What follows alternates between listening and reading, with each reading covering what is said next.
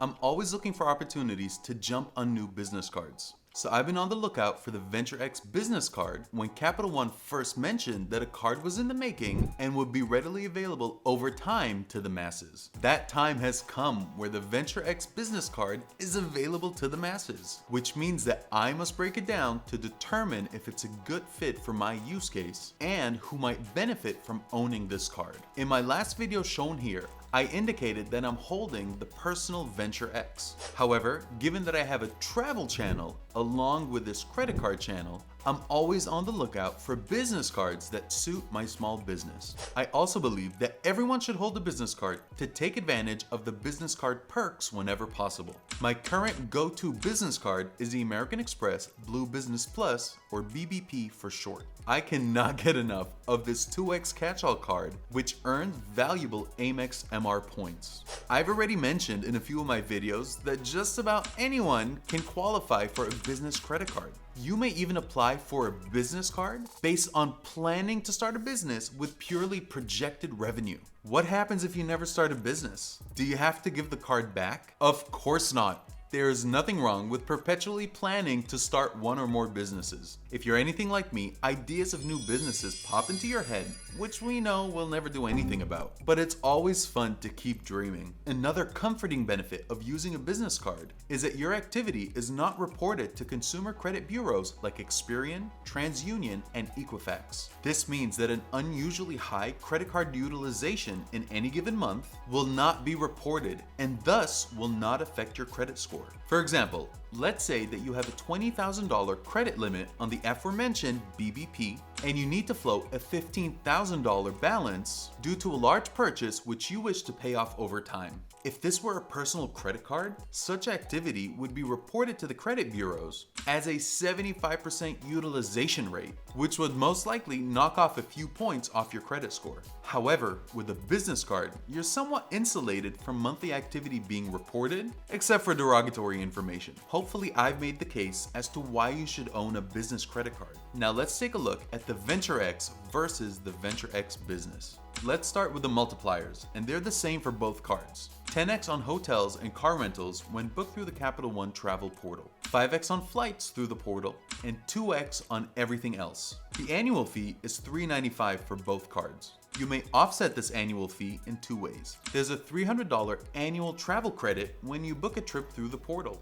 A really nice change that I wish to call out is that you can apply this credit in full or in part when you check out in the portal. In the past, you needed to wait for the statement credit to be applied once a travel spend was posted on your account. Though this typically occurred quickly, it is now 100% in your control when you wish to apply this credit. The second method is a 10,000 mile anniversary bonus valued at $100, thus making the effective annual fee for both cards -$5. What does that mean? It means that I'm making $5 just by holding either of these cards. Let's talk about the additional benefits that continue to apply to both cards. A $100 experience credit at Capital One Premier Collection, which is a curated set of luxury properties. This benefit comes with breakfast for two. If you can use it, this is a really nice perk given the prices of breakfast at luxury hotels. There's a $50 experience credit with Capital One Lifestyle Collection.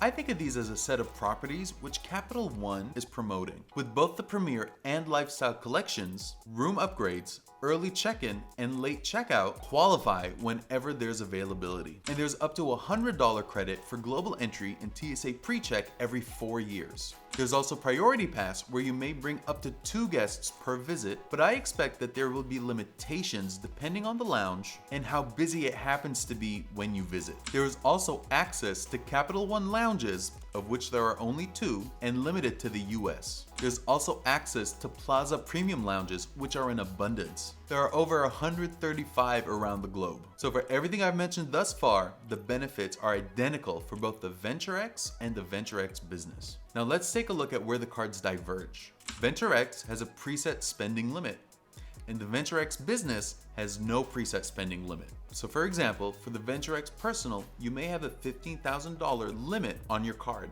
But for the business, there's no such limit and it's really dependent on your behavior. With the VentureX Personal, there's a minimum balance due each month. If you wanted to, you could spread your payments over a few months as long as you pay the minimum. We, however, would avoid doing that because it takes away from the goal of earning points and miles for free or highly subsidized travel. With the business card, it's essentially a charge card, which requires payment in full each month. On the personal card, a balance transfer is allowed, subjected to a 3% transfer fee. For the business, a balance transfer is not an option, which makes sense given that it's a charge card. Now for the sign-up bonuses. These are likely the fastest ways to earn points and miles towards travel for most individuals. For the personal, earn 75,000 Capital One miles after spending $4,000 in the first 3 months of opening your account. With the business, earn 150,000 Capital One miles after spending $30,000 in the first 3 months of opening your account. The 150K bonus on the business side is lovely, but it requires a significant amount of spend, which is mostly applicable to businesses. 4,000 spent on the personal side, 30,000 spent on the business side.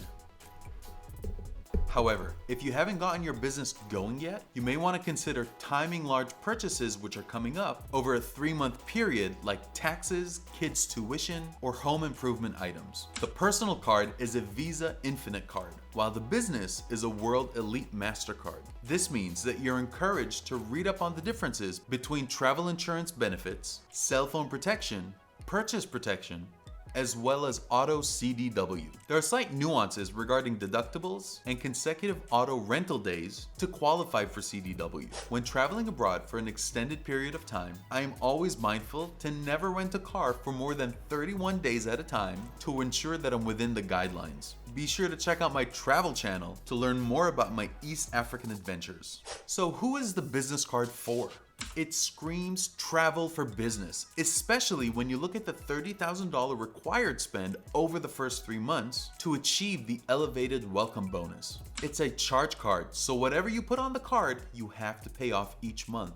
I consider it a solid pickup for small businesses where you're able to dole out employee cards. I see myself adding this card to the mix in 2024. I find myself gravitating to mostly business card usage, but I do gobble up personal cards for their bonuses. Let me know what you think in the comments, and visit my website, boomacompany.com, to take advantage of the referral links posted. Please help this channel gain some visibility by liking, sharing, and subscribing if you find value in this or other videos. As always, take care and be good to each other.